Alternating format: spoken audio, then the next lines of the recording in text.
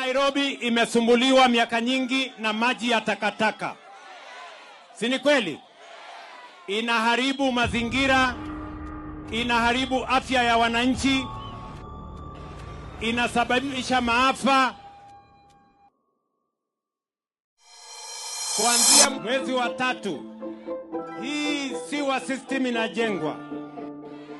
Hapa tuko na daraja 44.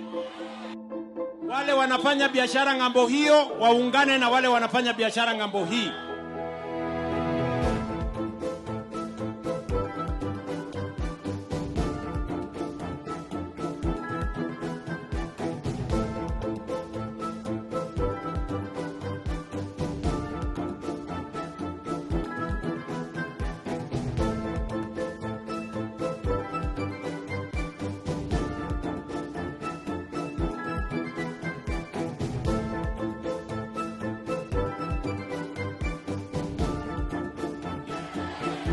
Kwa macho yetu Nairobi inaanza kubadilika.